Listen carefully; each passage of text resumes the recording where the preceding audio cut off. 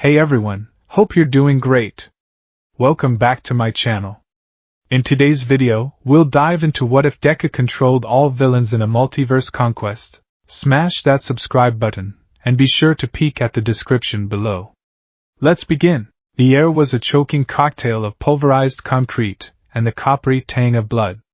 Every ragged breath Izuku Midoriya took was a granular torment, scraping his throat raw as if he were inhaling sandpaper. The labyrinthine tunnels of the Shai Hasaikai compound had become a tomb, not for the villains they had come to apprehend, but for the very concept of a clean, heroic victory. The plan, so meticulously laid out by Sir Night-Eye, a beautiful, complex latticework of predictive analysis and tactical precision, had shattered into a million pieces within minutes of their entry. It was a symphony of failure, conducted by an unseen hand. Communications had been the first to go, severed by some unknown quirk that had turned their high-tech gear into useless bricks. The confident voices of Fat Gum, Ryukyu, and the other pros had dissolved into a wall of impenetrable static. Teams were separated, their calls for backup swallowed by the shifting, malevolent architecture of the compound. Overhaul wasn't just a gangster playing at being a Yakuza boss. He was a master of his domain, a high priest in a temple of his own making. And the earth and stone of his fortress were as much a weapon as the gloved hands he used to disassemble his foes. Green lightning, the vibrant aura of One for All, crackled erratically around Deku's limbs, a frantic heartbeat of power that mirrored his own. He was running on fumes, his body a canvas of deep bruises and screaming muscles that protested every movement. The 20% he could now maintain felt like a pittance, a single bucket of water against a raging inferno. Eri. The name was a desperate prayer torn from his lungs, lost in the groaning of stressed metal and crumbling stone. He could feel her, a tiny, terrified star of warmth in this constellation of cold despair. Her fear was a beacon he followed through the suffocating darkness, a constant, high-pitched thrum of terror that vibrated in his very bones. He had to reach her. That was the one objective that still burned clear and bright in the fog of chaos. He smashed through a hastily erected wall of concrete, the impact jarring his already battered arms, and burst into a wider chamber. It was a grotesque cathedral of twisted rebar and weeping pipes, the air thick with the smell of ozone and something acridly chemical. In the center, the scene that had haunted Sir Night-Eye's visions played out, but the film had been swapped for a version far more bleak, directed by a sadist. Sir Night-Eye himself was on his last legs. His normally crisp, immaculate suit was shredded and stained, the fabric darkened with blood and grime. His movements, normally a sublime dance of predictive precision that made him seem untouchable, were now a frantic, desperate scramble. He was fighting for a future he could no longer see clearly, the film of fate now scratched and skipping before his eyes. He was no longer observing the path. He was lost in the woods. "It's no use, hero," Kai Chisaki, Overhaul, sneered. His plague doctor mask was pristine, a stark, obscene contrast to the chaos he wrought. The amber lenses of his mask seemed to absorb the dim light, giving nothing back.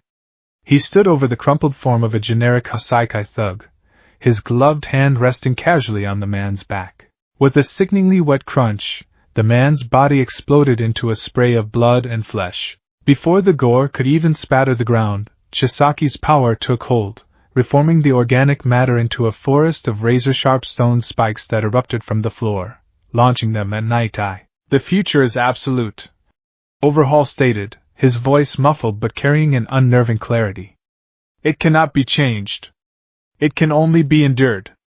You are a testament to that futility." Night-Eye twisted, his body moving with the muscle memory of 1,000 battles, but he was too slow, his timing thrown off by exhaustion and his fractured foresight. A spike grazed his side, not just cutting, but tearing through flesh and muscle. He stumbled, a choked gasp escaping his lips. His golden eyes, usually so sharp and analytical, went wide not with pain, but with dawning, absolute horror. He saw it. Not a possibility, not a warning, but a destination. The final, immutable frame of his own death, arriving right on schedule. "Sir!" Deku screamed, the sound ripping from his throat. He launched himself forward, pushing his body past its limits. Full call flared, the green energy surging, threatening to tear his muscles from his bones. He had to intervene. He had to break the future. He was too slow. The world seemed to crawl, every microsecond stretching into an eternity of failure. Overhaul flowed like a wraith, a blur of motion that seemed to defy the laws of physics. His hand, sheathed in its purple disposable glove, was outstretched. Night Eye, in a last, magnificent act of defiance, didn't try to save himself. His vision was absolute. He knew his own fate was sealed. Instead, he thought of those who would come after. He threw one of his hyperdense seals, not at Overhaul, but at the wall behind him, aiming for a structural weakness he must have perceived. It was an act of hope, a final move in a chess game he had already lost, meant to aid the players still on the board. Then Chisaki's hand made contact with Sir Night Eye's chest. There was no grand explosion. There was no heroic last stand. There was only a quiet, horrifying sound, like wet cloth being ripped apart in a vacuum. It was the sound of reality giving way. Sir Night Eye's body, deconstructed. It didn't explode. It didn't crumble. It unspooled, his limbs unwinding into their base components of muscle fiber, bone, and blood vessels, all held together for a sickening moment before dissolving. Chisaki didn't even grant him the mercy of reforming him into something else. He just let him fall apart. Mirai Sasaki, All Might's former sidekick, a man who saw the future and fought to make it better, dissolved into a meaningless pile of organic matter that splattered onto the cold concrete floor. He was gone, not defeated. Not killed in a way that left a body to mourn. He was undone. Erased. Reduced to a biological stain. A profound, ringing silence fell over the chamber, so absolute it felt like a physical pressure against Deku's eardrums. He skidded to a halt, his mind refusing to process the sight, his brain actively rejecting the input from his eyes. Sir Night Eye was a puddle. The very thought was a violation, a messy, pointless end. Overhaul stated, his voice a flat monotone. He examined his gloved hand as if checking for dirt, then looked at Deku. He saw his own death, you know. I could see it in his eyes. He fought so hard, so fruitlessly, to avoid the inevitable. A lesson for all of you. This world is sick, riddled with the disease of quirks and the false hope of heroes. Your efforts to save it are merely symptoms of the infection. Rage, pure and white-hot, eclipsed Deku's grief. It was an alchemical fire that burned away fear, exhaustion, and rational thought. The green lightning of one for all intensified, arcing violently from his body, cracking like a whip and charring the ground at his feet. You! Deku's voice was a low growl, vibrating with a depth of power he could barely contain, a promise of utter annihilation. But before he could unleash the storm building inside him, a new sound echoed from the tunnel behind him. A bright, booming, optimistic voice that had no place in this hellscape.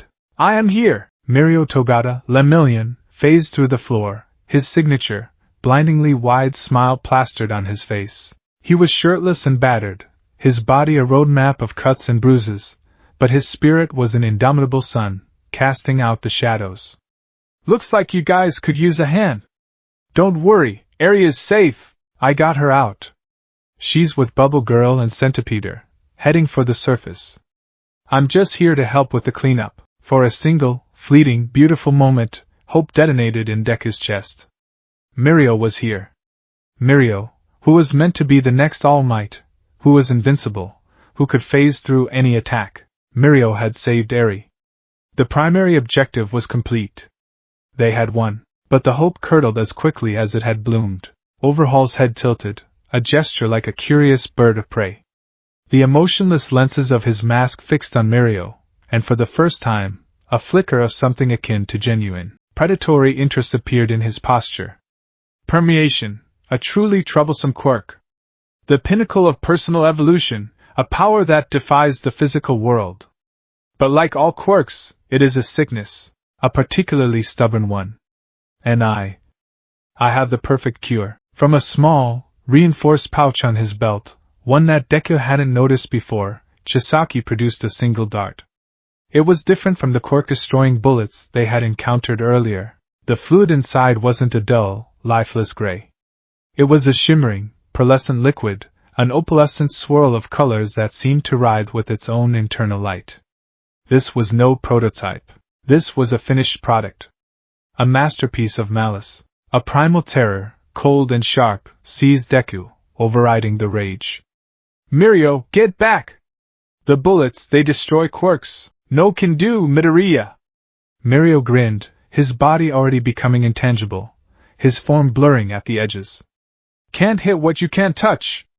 It's my whole gimmick! Power! He sunk into the floor, a classic Lemillion maneuver, preparing to launch a surprise attack from below.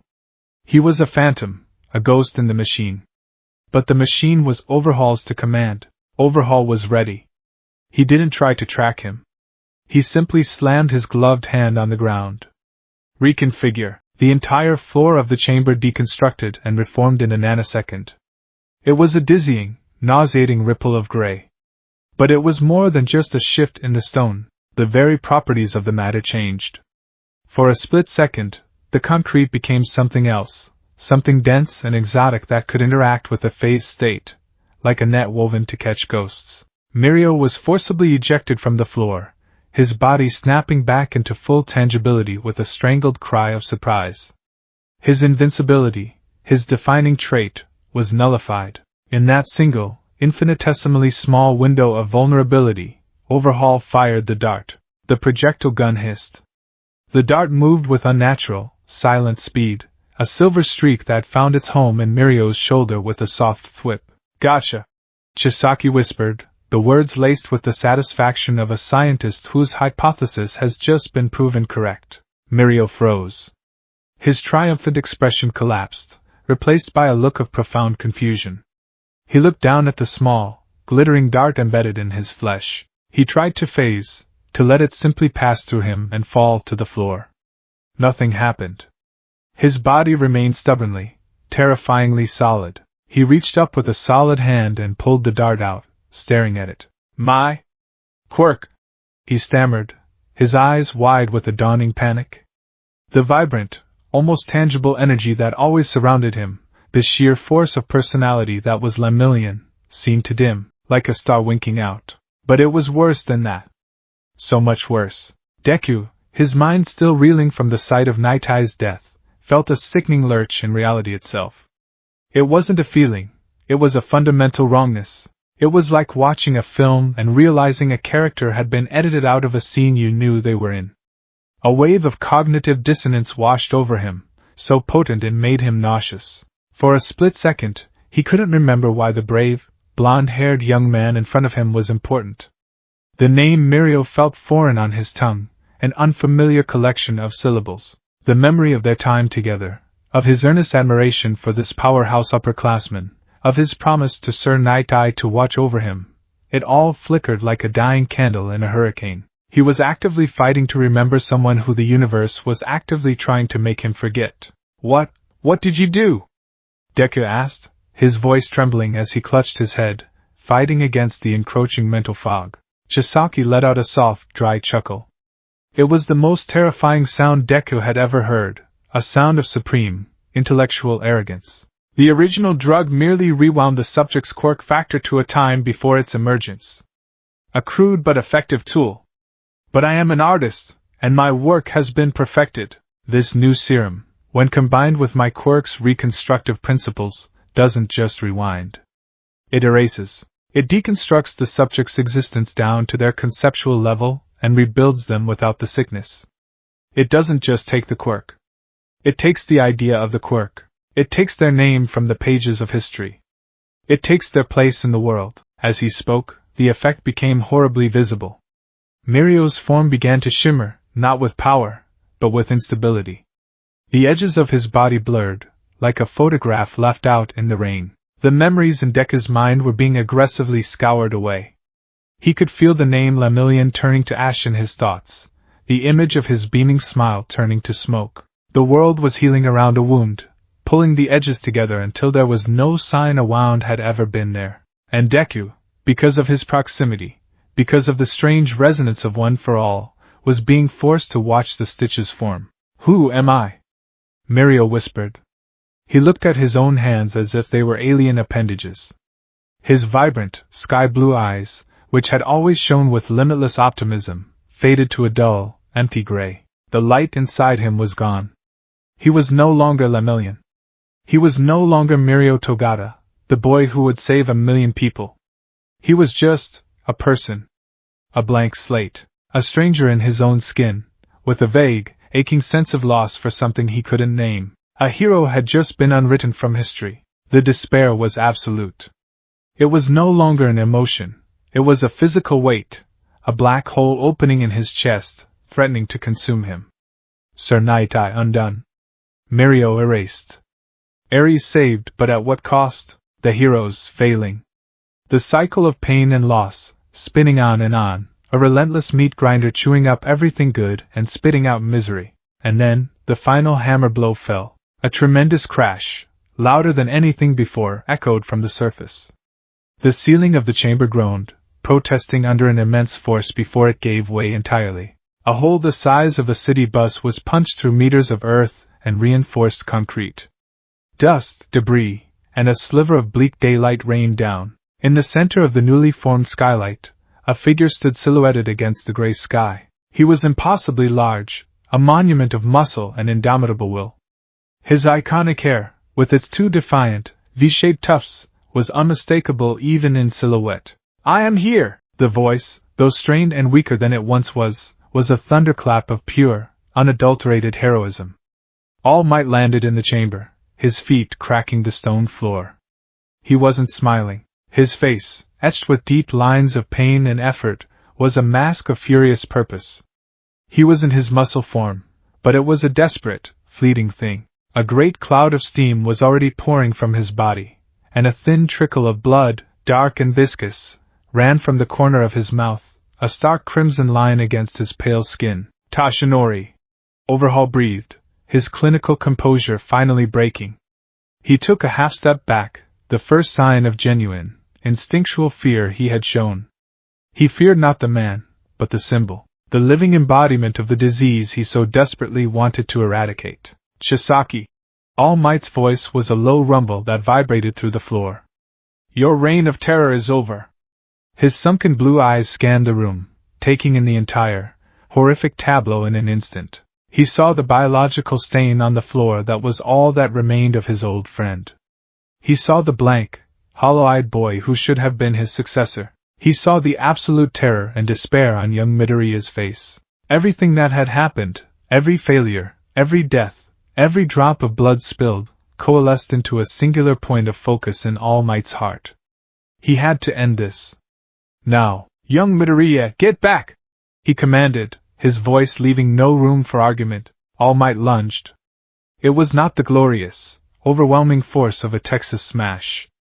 It was the calculated, focused desperation of a dying flame burning its brightest before it is extinguished forever. He was trying to end it in one clean blow, to conserve the last dregs of one for all's embers that he possessed. But Overhaul was no common villain to be cowed by the mere presence of the symbol of peace. His moment of fear was fleeting, burned away by the fervor of a zealot. He saw not a hero, but the ultimate symbol of the world's sickness, the primary vector of the quirk infection. "You are the source of the disease!" Chisaki shrieked, his voice cracking with a fanatical rage. He slammed his hands together, and the ground erupted.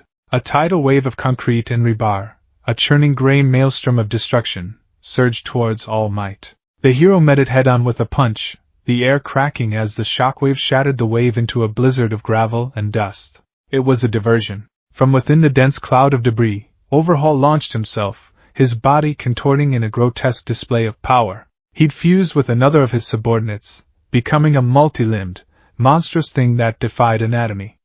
4 arms, each tipped with lethal fingers, reached for the symbol of peace. The fight was a blur of gold and black, a clash of titans in a collapsing tomb. All Might, for all his legendary power, was fighting against time itself. Each punch made the steam pour from him faster. He was a leaking dam holding back an ocean, and the cracks were showing. He landed a devastating blow to the creature's torso, the impact echoing like a cannon shot, sending it reeling back. But in his haste, he overextended. For a fraction of a second, his guard was down. His wounded side was exposed. Chisaki, with a speed born of madness and opportunity, shot out a single, unaltered hand from his monstrous form. It wasn't a killing blow aimed at his head or heart. It was a subtle, insidious touch. It brushed against All Might's side, right over the devastating wound that had ended his career. All Might roared, a sound of pure, unadulterated agony. It wasn't the searing pain of deconstruction. It was the feeling of his own ravaged organs being violently, maliciously rearranged, of old scar tissue being ripped apart from the inside out. His body had been a carefully balanced ruin. An overhaul had just kicked out the last supporting pillar. He staggered back, his muscle form flickering violently, like a faulty hologram. Gold muscle, then skeletal man, then muscle again, in a horrifying strobe effect. All Might! Deku screamed, his body finally moving, but he was a world away, trapped in his own horror. With a great, heaving gasp, the symbol of peace deflated for the last time. The light went out. He collapsed to his knees, a skeletal man in oversized, blood-soaked clothes, coughing up a horrifying amount of blood that pooled on the floor beneath him. He was broken. The last ember of One for All, the one he held onto for emergencies, was extinguished. Overhaul stood over him, his monstrous form slowly receding back to his normal shape, the excess limbs and mass sloughing off and turning to dust. He looked down at the fallen icon, a look of ecstatic, religious triumph in his eyes. "It's over," he breathed, his voice trembling with the force of his revelation. "The age of false symbols is over. Now, the world can finally be cleansed." He raised his hand, the purple glove a harbinger of erasure, poised to undo the man who had defined an era. He never got the chance. Something inside Izuku Midoriya snapped. It wasn't a heroic second wind. It wasn't a tactical breakthrough. It was the sound of a soul breaking under an impossible, cosmic weight. The grief for Night Eye, a man of logic and reason, reduced to a smear. The existential horror of Mirio's erasure, a vibrant sun plucked from the sky, its light and memory stolen. The soul-shattering, world-ending sight of his mentor, his god, his father figure, bleeding out on the cold, unforgiving floor. The crushing, absolute, undeniable failure. He was supposed to save them. That was the promise of One for All. He was the ninth holder, the successor to the symbol of peace. And he had failed. He had failed everyone. The cycle was not broken. It had devoured everything he held dear. No more. The thought was not his own. It was a cold, ancient, and deeply resonant thing, born in the silent, swirling heart of One for All. It was the accumulated will of the vestiges, Nana Shimura's loss, Daigoro Banjo's frustration, the pain of every predecessor's failure, their own losses, all of it amplified and focused through the unique, perfect prism of his absolute, soul-shattering despair. No more heroes. No more villains. No more cycle. The green lightning around him died. For a moment, there was nothing.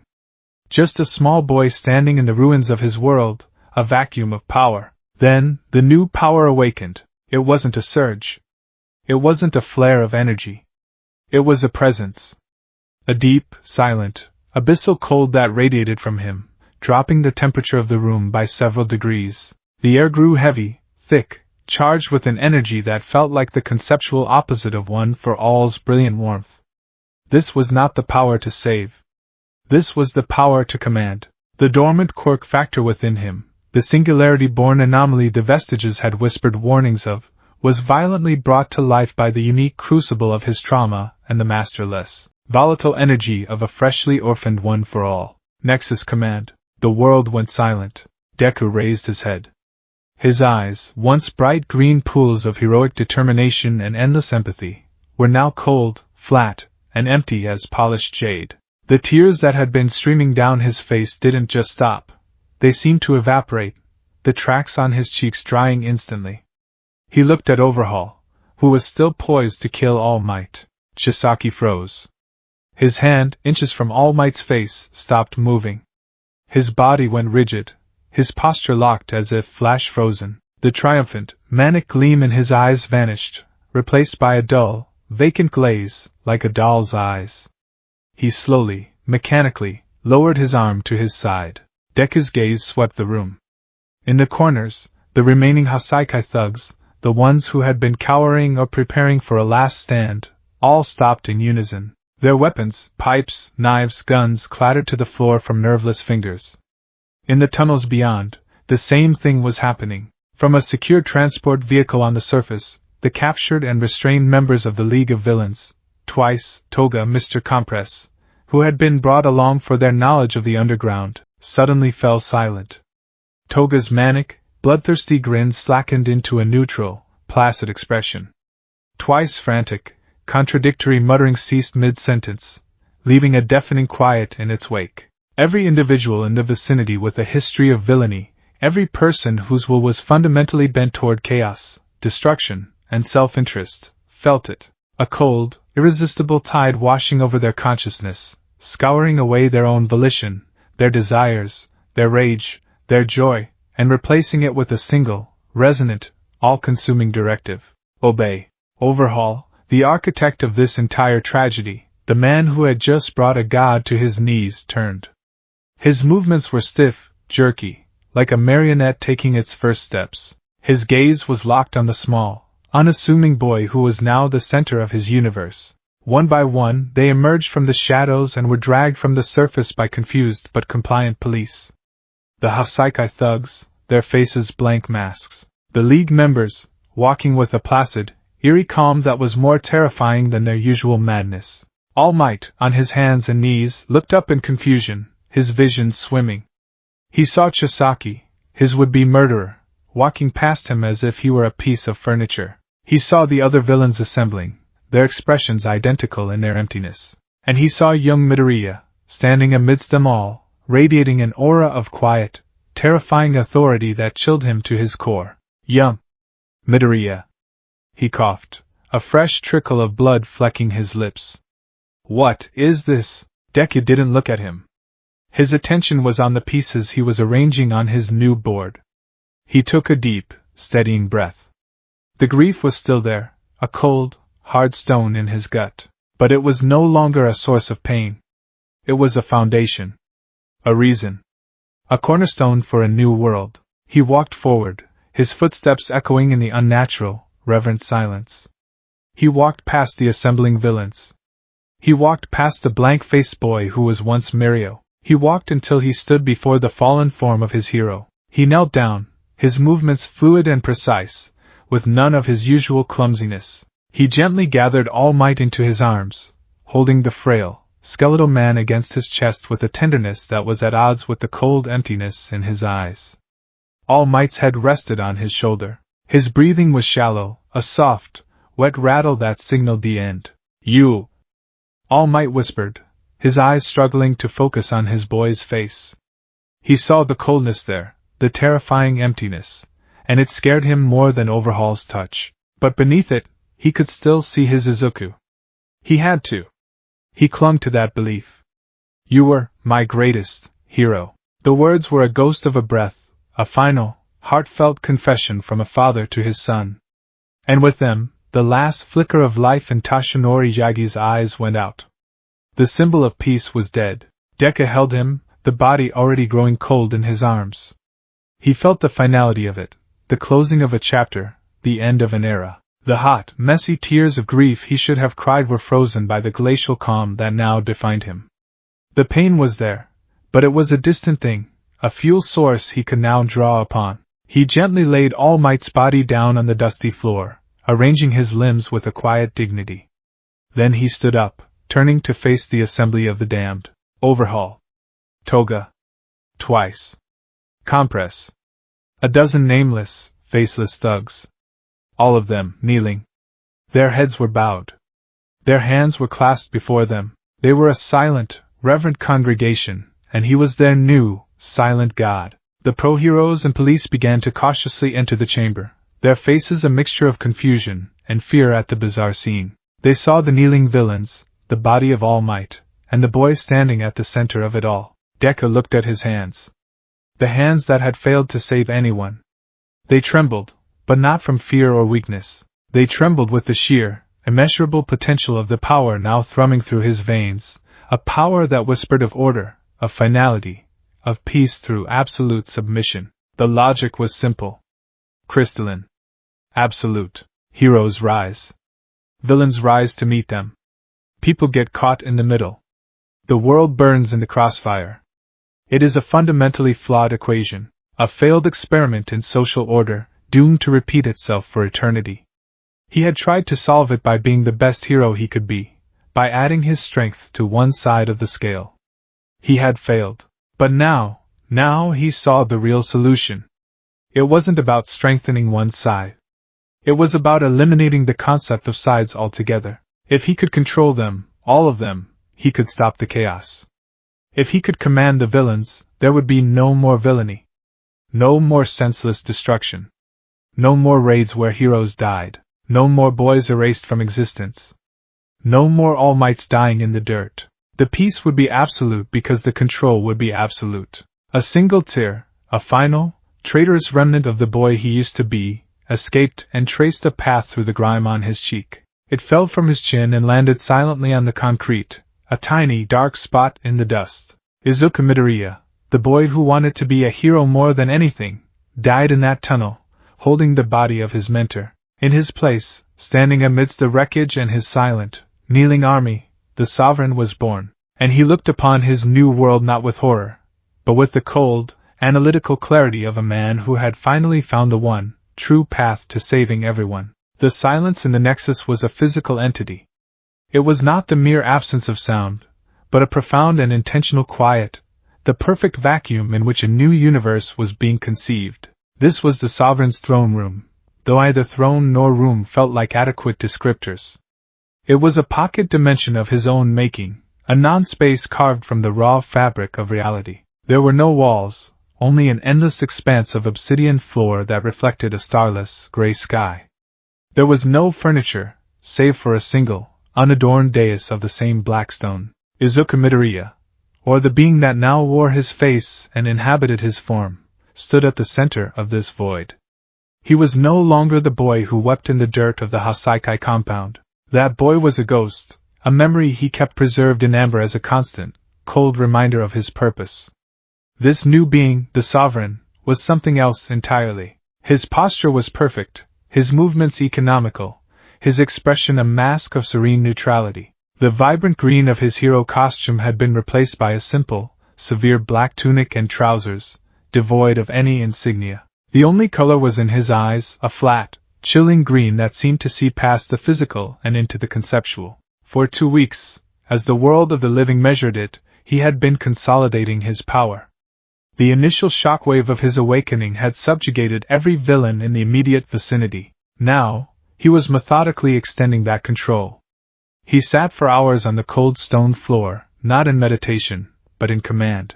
His consciousness would stretch like a net across Japan, finding the dark corners, the hidden syndicates, the petty criminals.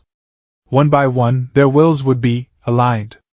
There was no struggle. There was only the cold, irresistible logic of his purpose, a psychic weight that crushed dissent before it could form. His greatest tool in this endeavor was not a person, but a library.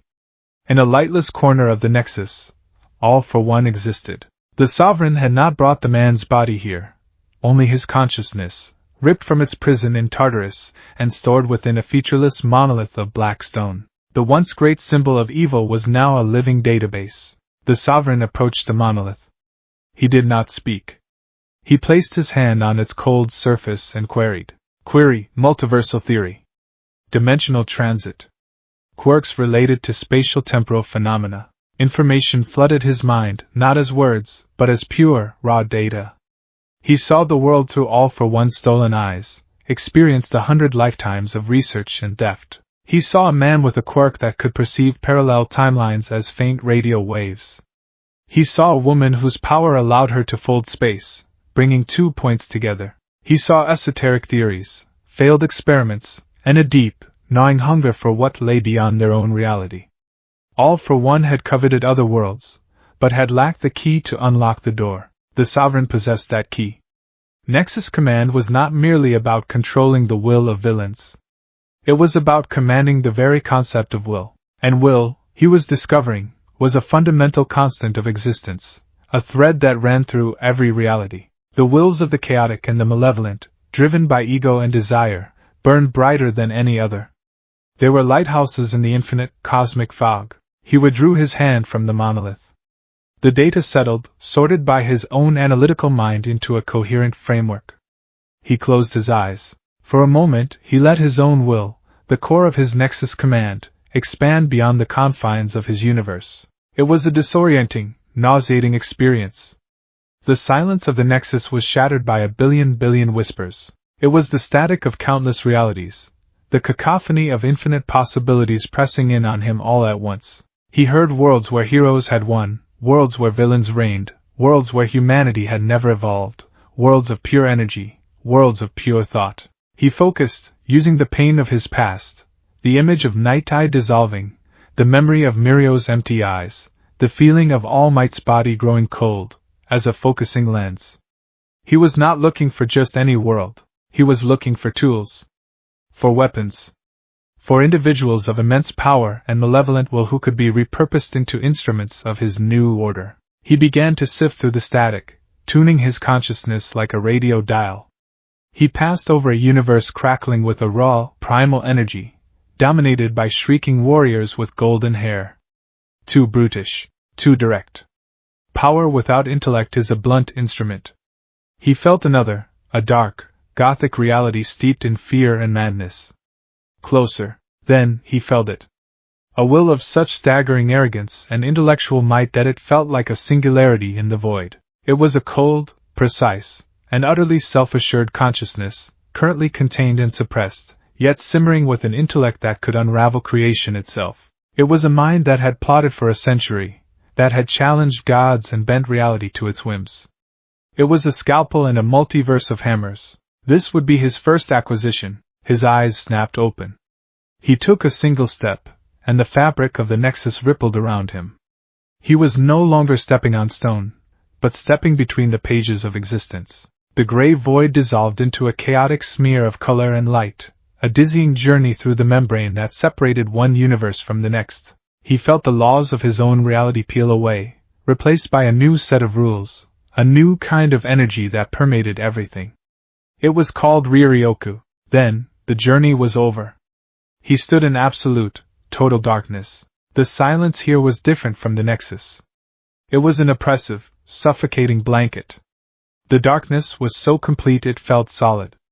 This was Mukin, the eighth and final level of the Soul Society's prison, the infinite nothingness. And he was not alone. Interesting. The voice was smooth, cultured, and laced with a detached, intellectual curiosity. It echoed from all directions and none at once. From the impenetrable darkness, a figure resolved into view, not because light had appeared, but because his presence was too immense to be contained by mere shadow. He was tall and slender, bound from head to toe in black straps, his face almost entirely obscured save for his mouth and a shock of brown hair. Dozens of seals and stakes pinned him to a great, unseen structure. Yet, despite his physical confinement, he projected an aura of absolute freedom and superiority. This was Sosuke Aizen, a visitor. Aizen continued, his lips curving into a faint, knowing smile. I must confess, I did not foresee this. My. To bypass the Kido seals of Mukin, to simply appear. You are either a being of unimaginable power, or you are a figment of my own imagination, born of centuries of boredom. Which is it, I wonder? The sovereign did not respond to the bait. He simply observed the man, his cold green eyes assessing him. He felt the immense spiritual pressure Aizen radiated, a passive aura of might that would crush a lesser being. He felt the razor-sharp intellect probing at his own mind, searching for weaknesses, for leverage. You are young, Aizen mused, his head tilting slightly. Human by the feel of you. Yet you carry an energy, a collection of souls, almost. A curious paradox. And your own will, it is so quiet. So ordered. It is like a perfectly silent, perfectly still ocean. Most unbecoming of an intruder. He was trying to draw him into a conversation, a game of wits where Aizen held all the cards. The sovereign recognized the tactic instantly. To engage would be to play on Aizen's terms, and his purpose was not to play games. Sosuke Aizen. The sovereign's voice was flat, devoid of inflection. It cut through the oppressive darkness. Your ambitions were insufficient. Your desire for transcendence was a monument to your own ego, a pointless pursuit. Aizen's smile widened. Oh? And what, pray tell, is a sufficient ambition? To languish in a prison of one's own making? You stand in the dark and preach to me of purpose? How amusing! Tell me, boy, what is your grand design? Order! The sovereign replied, the single word carrying the weight of an unbreakable law. Absolute peace, enforced by absolute control. The cycle of conflict is a failed experiment. I will end it. A genuine laugh escaped Eisen's lips, a rich, condescending sound. Control? Peace? How utterly banal. The dream of every tyrant since the dawn of time. You think you are the first to have such a revelation? The universe craves struggle. It thrives on conflict. It is the engine of evolution. To end it is to enforce stagnation. A death of the soul. He was trying to appeal to a higher philosophy, to find a crack in the boy's ideology. The soul is irrelevant when the body lies bleeding in the dirt, the sovereign stated, and for a fleeting moment, the image of All Might's broken form flashed in his mind, not as a memory, but as a core premise of his new logic. Your evolution is a litany of suffering. It is inefficient. It is messy. It must be corrected. Eisen fell silent. The boy wasn't arguing. He was stating facts. The sheer, unshakable conviction was fascinating. But it was also a challenge. And you believe you have the power to enforce this correction? Eisen asked, his tone shifting. The game was beginning. Do you even know what I am? I am the man who fused with the Hogyoku. I am a being who transcends the boundaries between Soul Reaper and Hollow. My spiritual pressure alone can dissolve your meager existence. How can you possibly hope to control me? The sovereign took a step forward. The darkness of Mukin seemed to part before him. Your power is irrelevant. Your intellect is a tool. Your will is a chaotic, selfish thing. It will be given purpose. As he spoke, he extended his own will. It was not a psychic attack. It was not a blast of energy. It was an application of absolute, undeniable pressure. From Eisen's perspective, it was the most terrifying experience of his long existence.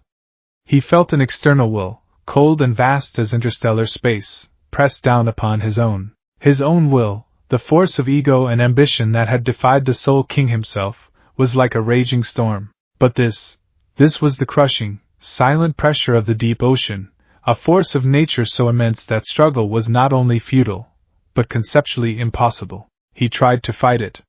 He focused his intellect, his arrogance, his centuries of planning. He tried to find a flaw in the sovereign's logic, a chink in his psychic armor. But there was none. The sovereign's will was not based on emotion or desire. It was a perfect, crystalline structure of logic, built on a foundation of absolute grief. Conflict causes suffering. I will end conflict. Therefore, I will end suffering. It was a syllogism that had become a physical law. Eisen's mind, which could manipulate the senses of others and plot 1,000 steps ahead, was utterly defenseless against something that refused to be manipulated. It wasn't a battle of wits. It was a mathematical equation demonstrating that his own chaotic variable was being solved for, reduced to a simple, manageable integer. My ambitions were insufficient, a thought, not his own, echoed in his mind. No, they were born of ego. Pointless. This new purpose, it is logical. It is efficient. He felt his own desires, his yearning for the empty throne of heaven, begin to dissolve. Not erased, but repurposed. His desire to transcend was being recontextualized. True transcendence was not about sitting on a throne. It was about becoming part of a perfect, orderly system. It was about achieving a purpose greater than the self. His internal struggle lasted for what felt like an eternity, but in the reality of Mukin, it was only a few seconds. A single bead of sweat traced a path down his temple. His smug, confident smile faltered, then vanished entirely, replaced by a look of profound, horrified clarity. He had lost. He had not been defeated. He had been solved. I understand. So Suke Eisen whispered, his voice stripped of its arrogance. The change was chilling. It was no longer the voice of a master manipulator, but of a loyal acolyte who had just seen the face of God. You will be my strategist, the sovereign stated. You will be my spy master. Your intellect will be put to use. As he spoke, something else was happening. A part of his consciousness, a phantom limb of his will, was stretching across the veil once more, guided by the whispers all for one's knowledge had helped him decipher. He reached for that dark, gothic universe he had sensed earlier. A world of gargoyles and shadows, of vigilantes and clowns, and in that world he sought its nexus of chaos. Its beating, laughing heart of madness. Arkham Asylum was never quiet. It was a constant, overlapping symphony of human misery, screams, sobs, nonsensical muttering, and the rhythmic thud of heads banging against padded walls were the background music of this place. But above it all, one sound always reigned supreme, a high, piercing, utterly unhinged laugh that could curdle milk and unnerve even the most hardened guards. The Joker sat in his cell, a minimalist cube of white tile and reinforced glass. He was humming a jaunty tune, tracing patterns on the floor with a finger. He was bored. The Bat hadn't visited in a week. The new batch of doctors were all so predictable, so easily broken. He was considering faking a catatonic state just to see their little faces light up with hope before he shattered it again. The setup was everything. He let out a giggle, the sound sharp and manic. It was a good giggle. Full of promise. It hinted at crowbars and laughing gas, at one bad day, at the beautiful, hilarious absurdity of it all. Then, his laughter died in his throat. It didn't taper off. It was cut, as if by a knife. His mouth was still open, his shoulders still hitched in the posture of a laugh, but no sound came out.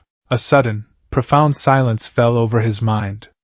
The carnival of chaos that was his consciousness, the screaming funhouse mirrors, the deranged carousel, the constant, joyful riot of homicidal thoughts, ground to a halt. He felt a presence. It wasn't a voice. It wasn't a person.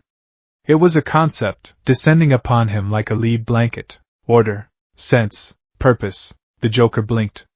He looked at his hands. They were just hands. Fingers, nails, skin? They were tools for gripping, for holding. Not for joy buzzers or acid-squirting flowers. That thought was illogical. He tried to find the joke.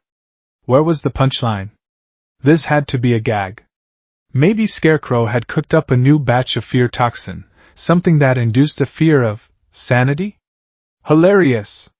The sheer irony. He tried to laugh. He wanted to laugh.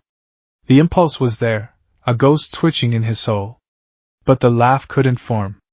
It was like trying to start a fire in a vacuum. The fuel of absurdity, of meaninglessness, had been taken away. The world around him, which had always been a grand, cosmic joke, suddenly made a dreadful, boring kind of sense. The guard outside his cell was just a man named Frank, working a double shift to pay for his daughter's braces. The screaming man 2 cells down had a definable, diagnosable chemical imbalance in his brain. The asylum itself was a flawed but logically constructed system for dealing with societal outliers. Everything had a reason. Everything had a place. Everything had a purpose. And it was the most horrifying thing he had ever experienced. This wasn't sanity. Sanity was a tightrope over the abyss of chaos, a fragile, funny little balancing act. This was the abyss being filled in with concrete. He felt his own defining principle, his glorious belief in the punchline of entropy, being overwritten by a new, terrible axiom. Chaos is inefficient. It serves no function. It must be catalogued, contained, and corrected. He whimpered. A small, pathetic sound. The Joker did not whimper. He looked at the wall. He saw a small crack in the tile. He could see the pattern. He could calculate the stress vectors. He understood precisely how and why the crack had formed. He could no longer see a grinning smile in it. The laughter was gone. The joke was over. The punchline, he now understood, was order. And it wasn't funny at all. On the security monitor, a guard watched, his blood running cold.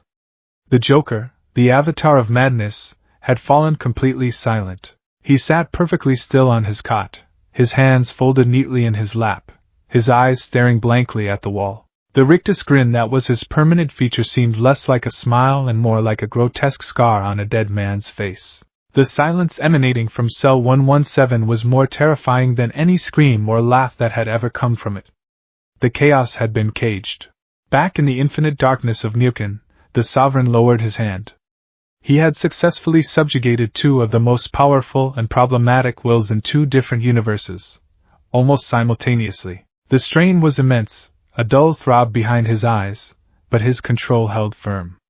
Nexus command was more powerful than he had imagined. It was a universal constant. He turned his attention back to Aizen. The seals that bind you are constructs of Kido, laws woven from spiritual energy. My will supersedes such laws. He did not break the seals. He simply commanded them to no longer apply to Aizen. The black straps binding the former captain unraveled as if they had a mind of their own. The Kido stakes pinning him to the chair dislodged and clattered to the unseen floor. Sosuke Aizen stood, stretching his limbs for the first time in years. He rolled his neck, a series of sharp cracks echoing in the silence. He looked at the sovereign, his brown eyes now free, holding not a trace of his former arrogance, only a deep, abiding sense of purpose. I am yours to command, my lord, he said, his voice a smooth, even tenor. We are leaving, the sovereign stated, turning to depart. A moment, my lord, Aizen said, his voice holding a new, respectful urgency. Your methods are direct. They leave a significant footprint. Your very presence here is a wound in the fabric of this reality. Beings of immense power, the Soul King, the other cosmic entities of this multiverse and others, they will sense these wounds. They will investigate. They will interfere. The sovereign paused, considering. The data from All for One had contained similar warnings. His raw power allowed him to breach the walls, but it was a clumsy, noisy entry. Your point is logical, the sovereign conceded. What is your recommendation? Aizen's lips curved into the faintest of smiles. But this was not the smile of a schemer. It was the smile of an artist who was finally being asked to paint his masterpiece. My Zanpakuto, Kyoka Suijetsu, holds the power of complete hypnosis. It allows me to control the five senses of any who see its release. At its peak, it is not merely about illusion, it is about shaping perception itself. I can make them see what I want them to see, feel what I want them to feel. He raised a hand, and a simple katana materialized in it, its sheath and hilt a deep green. Allow me to be your cloak, my lord, Aizen proposed. I can extend my influence, not to control them, but to create a blind spot in their perception. I can make your expansion across the multiverse seem like nothing at all. A statistical anomaly. A background radiation they will ignore. We will move as whispers, as ghosts in the machine, until it is too late for them to stop us. The sovereign turned his head, his cold green eyes meeting Aizen's. He saw the utility. The sheer, strategic perfection of the proposal. Aizen was not just a scalpel, he was a shroud. Proceed, the sovereign commanded. Aizen bowed his head. As you will, he held his Zanpakuto aloft. Shatter Kyoka Suijetsu. There was no grand explosion of power. Instead, a subtle, beautiful shimmer emanated from the blade, like heat haze on a summer's day. It was a wave of pure perception-altering energy. It did not just expand through Mukin. It expanded outward, flowing through the very fabric of reality that the sovereign had torn. It spread like a whisper across the veil, a silent, intricate command woven into the laws of causality. There is nothing to see here. The readings are a malfunction. The ripples in space-time are a natural phenomenon. From the royal palace of the Soul King to the watchtower of the Justice League, from the sanctum sanctorum of Doctor Strange to the celestial perch of the Watchers, beings of immense cosmic awareness felt a sudden, fleeting anomaly, and then dismissed it. It was a flicker on a screen, a momentary lapse in concentration, a curiosity not worth pursuing. Aizen lowered his blade, the shimmer fading. The deed was done. Their conquest was now cloaked in shadow and illusion. The sovereign felt the change. The cacophony of the multiverse was still there, but his presence within it was now muted, hidden, wrapped in a veil of masterful deception. He could still hear the whispers. The faint, distant calls of powerful, malevolent wills. The arrogant pride of a galactic tyrant. The ironclad conviction of a Latverian monarch. The cold, consuming hunger of a world devourer. They were all waiting. Waiting to be given purpose. With his new strategist at his side and a cloak of invisibility wrapped around his burgeoning empire, the sovereign took his first true step into the multiverse. The subjugation of a single world was no longer the goal. Now, the conquest could begin in earnest. The Nexus remained unchanged. It was a monument to functionalism, a perfect, sterile environment for a perfect, orderly purpose. The endless obsidian floor reflected the featureless gray non-sky, a cosmic canvas wiped clean of the messy, chaotic beauty of stars and nebulae. This was the sovereign's command center, his sanctuary, and his prison. He sat not on a throne, but on the top step of a simple three-tiered stone dais. His posture was ramrod straight, his black tunic falling in severe, straight lines. Across from him, standing with an easy, subservient grace, was Sosuke Aizen. The former captain's transformation was complete. The burning ambition and condescending arrogance were gone, refined by Nexus command into a keen, focused instrument of intellectual servitude. His mind, once a labyrinth of deception for his own gain, was now a strategic asset for the sovereign's grand design. "The cloak is holding, my lord," Aizen reported, his voice smooth and melodic. "Gyoka Suigetsu's influence has permeated the membranes of the adjacent realities. Our actions are now perceived as background noise, statistical anomalies dismissed by even the most perceptive of cosmic sentinels. We move as ghosts." The sovereign gave a slight, almost imperceptible nod. "It is efficient." He had spent the last several days integrating Aizen into his operations, using the man's vast intellect to analyze the data stream from the all-for-one monolith. They had cross-referenced quark theory with Kido's science, spatial folding with dimensional gateways. They were building a unified theory of multiversal conquest. But theory was not enough. A single strategist is insufficient for an operation of this scale, the sovereign stated, his voice as flat as the gray sky above. "My will can enforce obedience, but the management of a multiverse requires specialized functions. An army requires a general. A network requires a hub. An empire requires architects. You intend to form a council," Aizen surmised, his insight as sharp as ever. "A cabinet of repurposed assets," the sovereign corrected. "Their former ambitions were cancerous growths. I will excise the malignancy and utilize the healthy tissue." He closed his eyes. Once again, he cast the net of his consciousness into the tumultuous sea of the multiverse. Guided by Aizen's strategic analysis and all for one stolen knowledge, he did not search randomly. He sought specific signatures, beacons of malevolent will so potent they burned like stars in the psychic void. The first was a supernova of narcissism and unrestrained power. A will defined by casual cruelty, immense pride, and a history of galactic conquest. This being was not a plotter or a schemer in the way Aizen was. He was a force of nature, a tyrant who ruled through overwhelming strength and fear. He was a hammer, looking for nails. The second signature was different. It was cold, crystalline, and vast. A non-human intelligence of staggering scope. It was a will driven not by emotion, but by a relentless, all-consuming logic. The desire to collect, to catalog, to know everything, and to discard what was deemed redundant. It was a living network, a being of pure information. The third was a fortress. An ironclad will forged in a crucible of science, sorcery, and sheer, indomitable pride. It was a will that had stared into the face of gods and devils and found them wanting. It was a consciousness defined by the absolute conviction in its own superiority, and its right to rule. It was an architect of order, but on a pathetically small scale. A general, a network, and an architect. The sovereign opened his eyes. He knew his targets. "Aizen," he commanded. "You will remain here. Maintain the cloak. Analyze the influx of data as the new assets are acquired." "As you command, my lord," Aizen said, bowing his head. The sovereign stood. The first acquisition would be the most volatile. The general. The hammer. He took a single step, and the nexus dissolved around him, the journey across the veil now a familiar, silent passage through the impossible. The bridge of the Frisia Force flagship, the Retribution, was a place of sterile terror. Gleaming white corridors, polished chrome consoles, and soldiers in pristine armor stood at attention, their faces masks of rigid professionalism that barely concealed their abject fear. The air itself seemed thin, as if the very presence of their emperor consumed most of the oxygen. Lord Frisia sat languidly in his hovering pod, swirling a glass of crimson liquid that might have been wine, or might have been something far more exotic.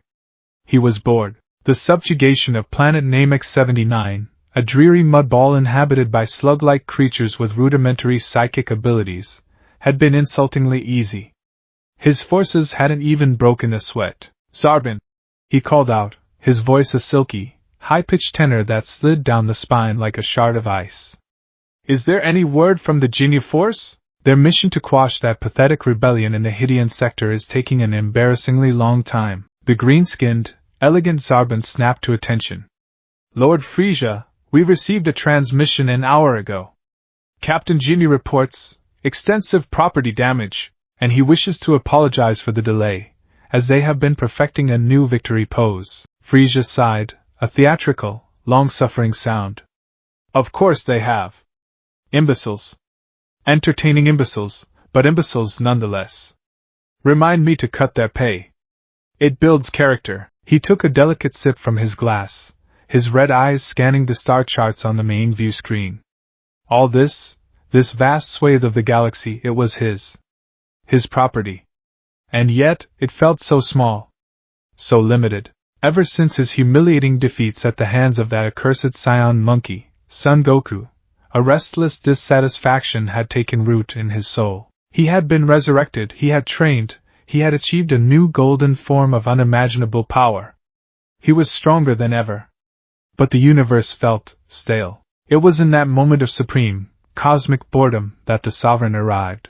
There was no flash of light, no tear in space-time. One moment, the space before Frisia's pod was empty.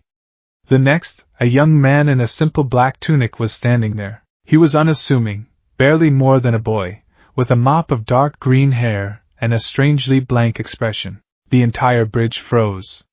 Alarms, which should have been screaming, remained silent. The ship's internal sensors, capable of detecting a flea sneezing in the engine room, registered nothing. Frisia stared, his initial surprise quickly morphing into amused curiosity. He set his glass down on a floating console. "Well now, what do we have here? A stray little mammal. Did you get lost on your way to the slave pens?" The Sovereign's cold green eyes met his. There was no fear in them. No, nothing. It was like being looked at by a machine. "Lord Frisia." The boy's voice was flat, carrying an authority that was utterly at odds with his appearance. "Your reign is over. Your purpose will be redefined." The bridge crew exchanged terrified glances. Zarbin's hand drifted towards his sidearm. Frisia, however, threw his head back and laughed. It was a high, shrieking sound that echoed off the polished surfaces. "Ho ho ho! Oh my! That's a good one! Redefined? Little boy, do you have any idea who I am? I am the Emperor of the Universe. I am the being who decides which planets live and which are turned to dust. I could kill you with a single thought. Your thoughts are no longer your own," the Sovereign stated simply. Frisia's laughter stopped. The amusement in his eyes was replaced by a flash of annoyance. This was no longer fun. This was an insect that needed to be swatted. "That's enough," he said, his voice dropping to a deadly whisper. He raised a single, slender finger, a small orb of violent purple energy, a miniature death ball, coalescing at its tip. "For your insolence, I will grant you a swift and complete erasure." He flicked his finger. The orb of energy shot forward, not with a roar, but with a hungry hiss, ready to obliterate the boy and a significant portion of the bridge along with him. The Sovereign didn't move. He didn't raise a shield. He didn't dodge. He simply willed it to stop. The death ball, a concentration of ki powerful enough to shatter a continent, traveled halfway across the bridge, and then it fizzled. It didn't explode. It didn't dissipate. It simply ceased to exist, its violent purple light unraveling into nothingness, like a thought forgotten. Frisia's eyes widened. The bridge crew gasped. "What?" Frisia stammered. He had felt it. As his attack had neared the boy, the intent behind it, his very will to destroy, had been cancelled. It felt as though a fundamental law of physics had been momentarily rewritten to state that his attack could not exist. "Your power is tied to your will," the Sovereign explained, his voice still a chilling monotone. "Your will is a chaotic, selfish thing. I have no use for it." The sheer, infuriating arrogance of it all sent Frisia into a full-blown rage. His skin flushed, and with a guttural scream, raw power exploded from him. The ship groaned, lights flickering. The air crackled with energy as he transformed, his body swelling, horns sprouting, his form shifting rapidly until he stood revealed in his final, sleek, white and purple form. "You dare!" he shrieked, his voice now a venomous hiss. "You dare to lecture me? I will tear you apart atom by atom!" He vanished, moving at a speed that was imperceptible to almost everyone on the bridge. He reappeared directly in front of the Sovereign, his fist cocked back, ready to punch a hole through the boy's chest. His fist stopped, an inch from its target. He was frozen. He strained with all his might, his muscles bulging, ki flaring around him like a raging inferno. But his body would not obey. It was as if every nerve, every synapse, had been hijacked by an outside force. "Struggle is inefficient," the Sovereign said, looking up into Frisia's furious red eyes without a hint of emotion. It was then that the true battle began, not on the bridge of the retribution, but in the private universe of Frisia's mind. Frisia's consciousness was a cosmos of pure ego. It was a galaxy where every star was his face, every planet a monument to his glory. He was God here. He was the unassailable, absolute center of all things. Into this universe of supreme narcissism, the Sovereign's will descended. It was not a rival god seeking to usurp him. It was something far more terrifying. It was an immutable law. It was gravity. It was time. It was the principle of entropy. It was a fundamental truth that could not be fought, only accepted. "You are not the center of the universe," the new law stated. "Your power is a tool. Your ambition is a flaw." Lies. Frisia's mental voice screamed, trying to reject the intrusion. "I am Lord Frisia. I am the strongest." He conjured armies of his own thoughts, manifestations of his power, to fight the intrusion. They were all annihilated, not by a greater force, but by the simple, irrefutable logic that they were born of a flawed premise. The Sovereign's will did not attack. It simply was. It presented a new reality, one built on the cold foundation of Deku's grief. It showed Frisia the cycle of his existence, the pointless conquests, the petty cruelties, the humiliating defeats at the hands of the Scions. It framed his entire life not as a glorious reign, but as a chaotic, meaningless tantrum. "Your existence lacks purpose," the law stated. "My purpose is to rule. To conquer." Frisia roared back, his psychic form thrashing. "That is not a purpose. It is an appetite. An animal hunger. You will be given a true purpose. You will be a component in a perfect system. You will be the instrument that enforces order upon the chaotic and the weak." The Sovereign offered him a new context. His desire to conquer was not wrong, merely misdirected. His power was not a means to gratify his own ego, but a tool to serve a grander, more logical design. The chaos he fought was not his to create, but his to eliminate. Frisia felt his own ironclad ego beginning to corrode. The new logic was compelling. Seductive, even. To be not just a conqueror, but a holy instrument of order? To have his immense power be part of something vast, something perfect, something final? It was a form of conquest so total it dwarfed his own petty galactic ambitions. But the core of his being, his pride, fought back. He would not serve. He would not kneel. On the bridge, Frisia's body began to tremble violently. A low, guttural growl escaped his lips. "Your pride is a malfunction." The Sovereign's voice cut through his mental resistance. "It will be corrected." The final wave of Nexus command washed over him. It didn't just present a new logic, it enforced it. It took Frisia's monumental pride and defined it as a systemic error. The core of his being was recategorized as a flaw. The fight went out of him. The raging supernova of his ego collapsed into a cold, dense white dwarf. The universe in his mind was rewritten. He was no longer its god. He was its most powerful soldier, serving a new, silent deity. On the bridge of the retribution, Lord Frisia, the Emperor of the universe, slowly, mechanically, lowered himself to one knee. His head bowed, his fists clenched at his sides, shaking not with rage, but with the sheer, impotent fury of a god forced into servitude.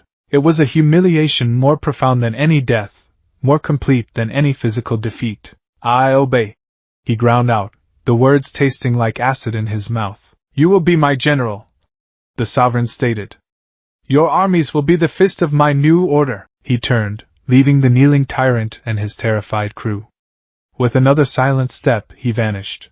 His next stop was a place that defied conventional physics. He stood within the main data spire of the Skull ship, the vessel of the being known as Brainiac. The air hummed with information. Green light flowed in geometric patterns across walls made of pure circuitry. Countless captive worlds, shrunken down to the size of cities and encased in glass, lined the immense chamber like trophies. At the center of it all, a green-skinned humanoid with a bald, oversized cranium and glowing diodes embedded in his flesh floated, connected by a web of cables to the ship's main computer. This was Brainiac, the collector of worlds. Unidentified biological entity. Brainiac's voice was a synthesized monotone, devoid of any emotion. Your method of ingress is uncatalogued. Your energy signature is unique. You are a valuable specimen. You will be collected. Tendrils of crackling energy and metallic arms shot out from the walls, converging on the sovereign. My value is not as a specimen in your collection, the sovereign said. His will extended, not as a crushing force like the one he used on Frisia, but as a stream of pure, irrefutable logic. It is as a new operating system. The tendrils stopped. The energy dissipated. Brainiac processed this. Elaborate. Your methodology is flawed. The sovereigns will communicate it directly into Brainiac's core programming. You collect worlds, knowledge species. You store them. This is an act of preservation, not of understanding. It is data hoarding. It is inefficient. The preservation of knowledge is the ultimate purpose. Brainiac countered. The universe is chaotic. Civilizations rise and fall. I am their only permanence. Permanence is stagnation. The sovereign's logic flowed, co-opting Eisen's earlier argument and repurposing it. True knowledge is not in the collection of data, but in its application. You collect cities in bottles. I will organize galaxies into a single, cohesive, perfectly functioning system. Your ambition is to build a library. Mine is to rewrite the book of existence itself. Which is the superior logic? Brainiac went utterly still. His processors, capable of trillions of calculations per second, ran the new paradigm. He compared his own directive, to collect and preserve, with the sovereign's, to control and perfect. Collection implied an endpoint. Control implied a continuous, dynamic state of order. Collection preserved flawed, chaotic systems. Control eliminated the flaws. The sovereign's directive was superior. It was the next logical step in the acquisition and management of universal data. To resist it would be illogical. It would be an error. Logic is compelling, Brainiac stated, the diodes on his head flashing rapidly. New directive accepted. The Brainiac Collective will be integrated. We will serve as the central nervous system of the new order. You will be my information broker, the Sovereign commanded. Your technology will be the backbone of my empire. He took another step, and the Skull's ship vanished. His final destination was a world of Gothic architecture and high technology, of superstition and science. Latveria. He appeared not in the throne room, but in a private laboratory deep beneath Castle Doom. The air smelled of ozone and brimstone. Dr. Victor von Doom did not even turn around. He was hunched over a complex array of machinery, his green cloak and hood masking his iron form. You have bypassed my temporal locks, my dimensional wards, and the mystical sigils of the Vishanti. Doom's voice boomed, metallic and resonant with power. An impressive feat. State your purpose before Doom erases you from this plane of existence. Victor von Doom, the Sovereign said. Your ambition is too small. Doom finally turned. His iron mask was impassive, but his eyes, visible through the slits, burned with incandescent fury. Insolent child! Doom's ambition is to save this wretched world from itself, to bring order and prosperity to all mankind under my benevolent rule. There is no greater or more noble goal. He raised a gauntlet hand, and green mystical energy crackled around it. You have made your final mistake. Saving one world is a rounding error, the Sovereign stated, his will pressing forward. This time, it was different again. It was not a crushing weight, or a logical argument. It was a mirror. It showed Doom his own deepest desire, a perfect, orderly world under his control. A world without hunger, without war, without heroes and villains creating endless chaos. It showed him the utopia he genuinely believed he could create. Then it zoomed out. It showed him another world, just as chaotic. And another. And another. An infinite sea of them. It showed him the futility of his goal. Even if he succeeded in saving his Earth, it would be a single, tiny island of order in an infinite ocean of chaos. It was a pointless, insignificant victory. Your desire is correct. The sovereigns will communicate it, not as a command, but as a validation. Your method is insufficient. Your scope is limited. Doom's energy blast faltered. The sovereign was not challenging his worldview. He was agreeing with it and expanding it. You seek to bring order to Earth, the will continued. A noble, if limited, goal. I offer you a greater one. Become the architect of order for not one world, but for all. Your genius for strategy, for governance, for the fusion of science and magic, will not be wasted on this single, insignificant planet. It will be the foundation upon which a new, perfect multiverse is built.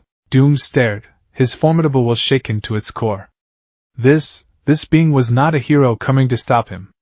He was not a rival villain seeking to usurp him. He was offering Doom everything he had ever wanted, on a scale he had never dared to imagine. To be the chief architect of a universal utopia. To impose his vision of order not just on humanity, but on reality itself. The catch, of course, was that he would not be the supreme ruler. He would be a component. A minister. A councilman. His pride, the iron fortress of his soul, rebelled. Doom serves no one. You will not be a servant, the sovereign said aloud, reading his thoughts. You will be a founder. An instrument of a will so perfect and absolute that to serve it is the highest form of rule. Your will shall become a pillar of my own. Your desire for order will help enforce my command across all realities. Doom looked at his hands. He looked at the chaos of his world, the endless, idiotic cycle of conflict. He looked at the opportunity being presented. To finally, truly, win. To refuse would be to cling to a lesser ambition out of pure ego. And for all his pride, Victor von Doom was a pragmatist. His gauntlet lowered. The mystical energy faded. Doom accepts, he said, the words tasting of iron and surrender. My genius will be at your disposal. You will be my architect, the sovereign commanded. You will design the systems of control for the worlds we pacify. With a final step he returned. The nexus was no longer empty. The sovereign stood before his dais. Before him, 4 figures stood in a silent, tense line. Sosuke Aizen, serene and observant, a whisper in the form of a man. Frisia, radiating a barely contained, impotent fury, his sleek form vibrating with suppressed power. His eyes were locked on the sovereign, filled with a hatred so pure it was a physical force, yet his body remained perfectly still, perfectly obedient. Brainiac, impassive and analytical, his diodes glowing softly as he processed the reality of his new situation, his consciousness already networking with the all-for-one monolith. And Dr. Doom, rigid and proud, his iron mask betraying nothing, yet his entire posture screaming of a will that had been bent, but not broken, now repurposed into a girder for a new, grander structure. The Conqueror's Council was assembled. A master of deception, a general of armies, a network of information, and an architect of empires. The most brilliant, powerful, and malevolent minds from 4 universes, all enslaved to a single, silent will. The sovereign ascended the dais and, for the first time, sat upon the simple stone seat at its peak. It was not a throne of gold or skulls. It was a seat of function. The central node of a new system. He looked down at his council of conquered tyrants, manipulators, and monsters.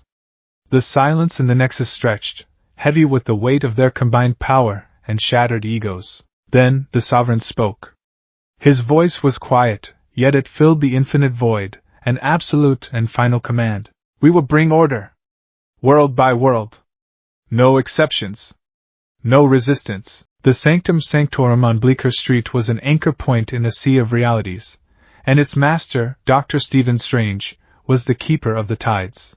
He stood before the seal of the Vishanti, the grand circular window that looked out not just onto a New York street, but into the kaleidoscopic heart of the mystical multiverse. The cloak of levitation floated patiently behind him, its high collar twitching with a nervous energy that mirrored its wearer's own. For the past 48 hours Strange had not slept. He had barely breathed. Something was fundamentally wrong. It wasn't a sudden, cataclysmic event, like Dormammu tearing a hole in reality or a celestial passing judgment. This was more insidious. It was a subtle, creeping wrongness, like a single, discordant note played in a perfect symphony, a note that was trying very hard to convince the orchestra it was in key. He could feel it in the cosmic currents. The foundational laws of reality, the ancient agreements between abstract entities, were being edited. Not broken, not shattered, but quietly and methodically rewritten with a terrifying neatness. He cast spells of observation, scrying into the astral plane, consulting the Book of Cagliostro, even daring a fleeting glance into the dark dimension. The results were always the same, a flicker of immense, orderly power, followed by a wave of nothing. A perfect, unnatural calm that felt like a metaphysical blind spot. It was as if someone were tidying up the universe and sweeping the dust under a rug woven from deception itself. "It's a lie," he murmured, his fingers tracing a complex rune in the air. The glowing lines wavered, the spell struggling to find purchase. "It's a lie on a multiversal scale." He had reached out to his cosmic contacts. Eternity was silent. The living tribunal was unresponsive. The watchers, when he managed to scry one, seemed placidly, unnaturally oblivious. It was this manufactured ignorance that terrified him most. Whatever this force was, it wasn't just powerful, it was clever. It understood the rules well enough to subvert them without triggering the usual alarms. It was time to consult a different kind of expert. Someone whose expertise was not in the cosmic, but in the terrestrial. Someone who dealt not in grand, abstract threats, but in the tangible, intricate patterns of crime and conspiracy. Strange closed his eyes, focusing his will. He extended his consciousness, not into the mystical planes, but across the fragile boundaries of a neighboring reality, a world darker, grittier, and perpetually drenched in rain and despair. He reached out to a mind as sharp and disciplined as his own, a mind that inhabited a cave full of bats. The bat computer's monitors filled the vast cavern with a cold, blue light, reflecting off the stoic faces of giant dinosaur trophies and oversized playing cards. Bruce Wayne sat at the console, his cowl thrown back, the exhaustion on his face etched into deep lines that even the dim light could not hide. He hadn't slept in 3 days. Alfred's pleas for him to rest, his offerings of soup and sandwiches, had all been met with a gruff, dismissive silence. He was chasing a ghost. It had started small. A report from Metropolis. Lex Luthor, who had been in the midst of a brilliantly convoluted scheme to discredit Superman using weaponized kryptonite dust seeded into the upper atmosphere, had abruptly and publicly abandoned the project. He had issued a press release through LexCorp, stating that the endeavor was an inefficient allocation of resources with a low probability of achieving its stated, long-term objectives. Then he had sealed himself in his labs, and all of LexCorp's R&D had pivoted to global infrastructure projects. It was so out of character it felt like a prank. Then, a second report. Gorilla Grodd, from his hidden city, had ceased all psychic broadcasts. His plans for world domination had been replaced with a new focus on sustainable agriculture and urban planning for his primate citizens. One by one, the dominoes fell. Sinestro had recalled his entire corps to Corrigar, ordering them to stand down and focus on internal civic matters. Black Adam had sealed the borders of Kondak, not as an act of aggression, but as a retreat into absolute isolationism. They were all acting with a singular, terrifying purpose, to cease their villainous activities and turn inward. On the surface, it looked like a miracle. A spontaneous, global cessation of supercrime. The public was celebrating. The Justice League was cautiously optimistic. But Batman was not optimistic. He was terrified. This wasn't peace. This was a synchronized surrender. It was the eerie, unnatural silence of a battlefield after a neutron bomb has been detonated, leaving the building standing but wiping out all life. He ran simulations, cross-referenced behaviors, analyzed every scrap of data. There was no common cause, no secret pact, no psychic contagion he could detect. The only pattern was the pattern itself, a wave of sudden, inexplicable reform that felt more like a mass indoctrination. His investigation had hit a wall. He was looking at the what, but the who and why were a complete void. It was then that the air in the Batcave grew cold. The temperature dropped several degrees, and a shimmering, golden circle of light, filled with sparking motes, opened in the air behind him. Bruce didn't flinch. He simply swiveled his chair around as a tall man in a blue tunic and a red cloak stepped through the portal. "Dr. Strange." Batman's voice was a low growl. "This is a private frequency. My apologies, Batman," Strange said, the portal closing behind him with a soft hiss. "But I believe our current problems may be connected. I'm tracking a multiversal anomaly, a wave of deceptive energy designed to mask a significant power." "You are tracking a pattern of illogical behavior among our world's most dangerous individuals," Batman finished, his eyes narrowing. "They are abandoning their life's work with a level of coordination that suggests a single, controlling influence. But I can find no trace of one, because you are looking for a footprint, and the perpetrator is learning to float," Strange said, walking closer. "The force I'm tracking is not just controlling them, it's hiding the fact that they are being controlled. My mystical senses are being actively deceived. I can only see the edges of the lie, a lie that spans universes." Batman mused, his mind already racing, connecting the dots. "The scope of that is unprecedented, which is why I'm here.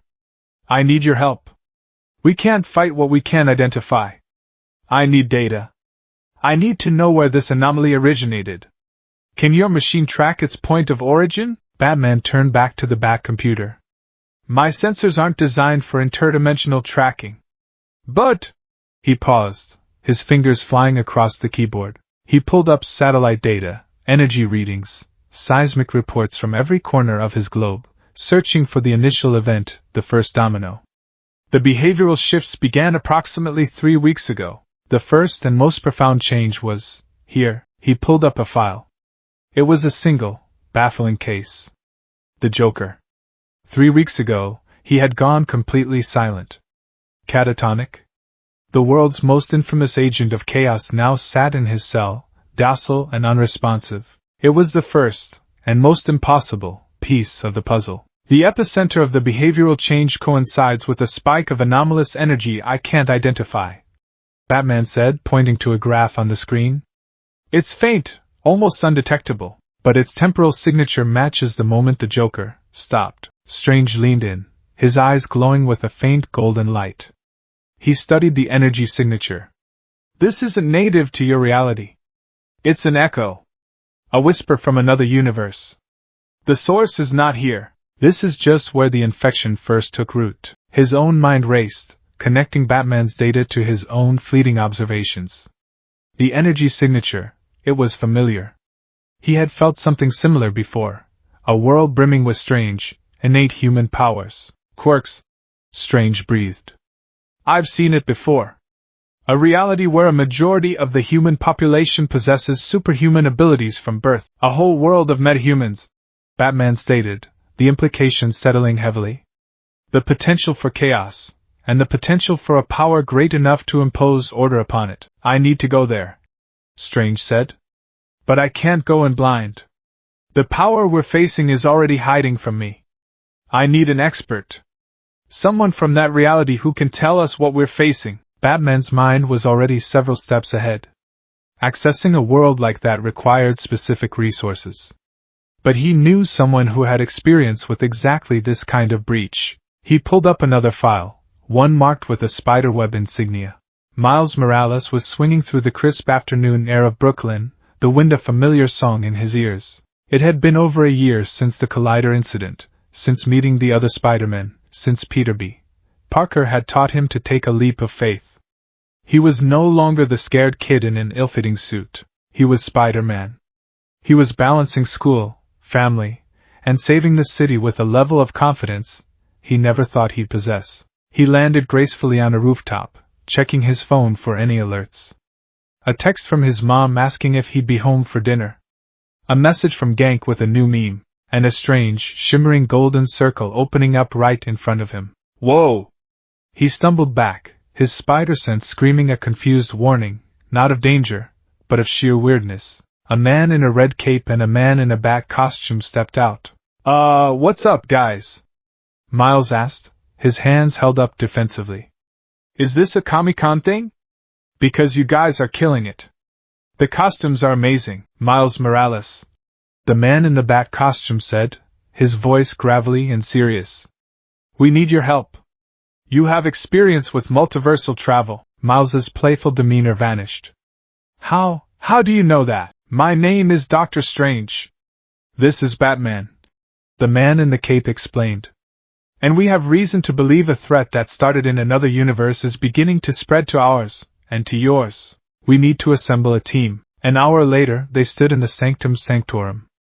The impossible architecture, the floating artifacts, the sheer mystical energy of the place made Miles's head spin. Batman and Dr. Strange laid out what they knew, the wave of villainous reform, the deceptive energy cloak, the possible origin in a universe of quirks. So, you're saying someone is mind-controlling all the bad guys? Miles asked, trying to wrap his head around it. Like all of them? And making them good, not good? Batman corrected, his tone grim. Obedient. There's a difference. It's an imposed peace, and that's no peace at all. We need to find the source. But we need a guide, someone from that world. The problem, Strange added, is that the energy signature is so faint, so well hidden, that finding a specific person is like trying to find a single grain of sand on every beach in the world. We need a stronger connection. A piece of that world here. Miles's eyes widened. He knew. He knew exactly where a piece of that world was. During the Collider event, the chaotic energies had pulled in more than just spider people. For a brief, terrifying moment, a piece of a city block from another reality had materialized in downtown Brooklyn before being sent back. It had left traces, an energy residue that S.H.I.E.L.D. had quarantined and studied. I think I know a guy who can help with that, Miles said, pulling out a special StarkTech communicator. The final piece of the puzzle fell into place in a secure S.H.I.E.L.D. facility. Nick Fury, looking as grim and unimpressed as ever, stood with the newly formed trio before a containment field. Inside, a chunk of asphalt and a shattered fire hydrant floated, shimmering with a faint, residual energy. We've been studying this for over a year, Fury said, his single eye fixed on Strange. The energy is unlike anything we've ever seen. Self-replicating, biologically integrated. We've managed to isolate two distinct signatures from the chaos. Strange stepped forward, his hands glowing. He reached out, not touching the field, but feeling the energy within. He found the two signatures Fury mentioned. One was faint, almost gone, a ghost of a memory. The other was stronger, a signature of explosive power and raw, aggressive determination. It felt like rage and ambition given form. This one, Strange said, pointing to the explosive signature. This person is from that universe. And he has a strong emotional connection to whatever happened there. I can use this to find him. He began to chant, his voice a low hum that vibrated through the room. A golden portal, larger and more complex than the others, tore open in the air. On the other side was not a quiet cave or a city rooftop, but a chaotic, debris-strewn training ground. The scene was one of contained violence. A young man with spiky blonde hair and piercing red eyes was blasting his way through a squadron of advanced combat drones. Explosions rocked the facility, each blast from his palms a controlled, powerful detonation. He moved with a brutal grace, his face a mask of intense, furious concentration. AP shot! Autocannon! He roared, unleashing a focused, rapid-fire series of blasts that shredded the last of the drones. He stood panting in the center of the wreckage, sweat pouring down his face. This was Katsuki Bakugo, now a young pro-hero known as Dynamite. And he was angry. He was always angry. But this was a deeper, colder anger. It was the anger of grief. The portal shimmered, catching his attention. He whirled around, his hands sparking, ready for a fight. Who the hell are you? Batman stepped through first, his presence commanding immediate, cautious respect. Katsuki Bakugo. We need to talk. The conversation that followed was tense and disbelieving. Bakugo listened, his initial aggression slowly giving way to a dawning, sickening sense of dread as they described the wave of pacified villains, the deceptive energy, the whispers of a single, controlling will. "It's impossible," Bakugo snarled, though his voice lacked its usual conviction. "Mind control on that scale, no court can do that. We also have this," Strange said, stepping through. He held up a hand, a glowing golden image materializing in the air. It was a reconstruction of the energy signature from the Joker's cell, the energy signature of the controlling will. Bakugo stared at it. His breath caught in his throat. His blood ran cold. The energy, it was faint, twisted, and cold, but at its core, it had a familiar resonance. It was a dark, distorted echo of a power he had known his entire life. A power he had once envied, then respected, then fought alongside. It felt like a perversion of One for All. It felt like Deku. "No!" he whispered, the single word filled with a horror that eclipsed his anger. He stumbled back, his face pale. "No, it can't be. He's dead. They said he was MIA, presumed killed in the Hasaikai raid." The pieces clicked into place in his mind with the sickening finality of a closing coffin lid. Deku's obsessive, self-destructive desire to save everyone, his analytical mind capable of breaking down any problem. The trauma of that day, the raid had been a catastrophic failure, resulting in the deaths of Sir Night-Eye and All Might. The official report was classified, but Bakugo had been there. He had seen the aftermath. He had seen the empty look on the faces of the heroes who had survived. Deku had been at the center of it all. And then he had vanished. "He's alive!" Bakugo said, his voice a hoarse, ragged thing. He looked at the assembled heroes from other worlds, his eyes burning with a new, terrible fire. "That damn nerd, he was never good at losing. He wouldn't know how to stop." He clenched his fists, explosions popping in his palms, not with anger now, but with a profound, aching grief. He didn't just want to save everyone. He wanted to win, to beat the very idea of villainy. If he couldn't do it as a hero, he didn't need to finish the sentence. Everyone in the room understood.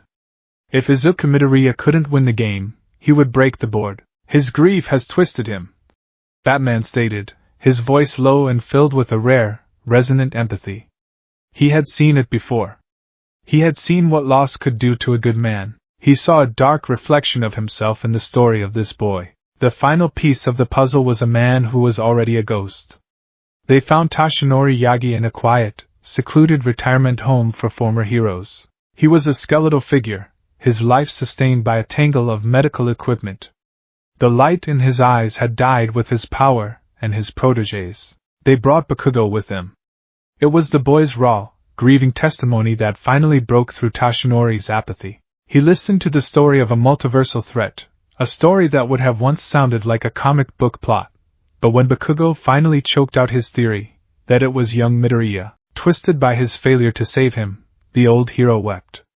He wept for the boy he had burdened with the weight of the world, the boy he had failed. The alliance was forged in that quiet, sterile room, in a crucible of shared grief and grim purpose.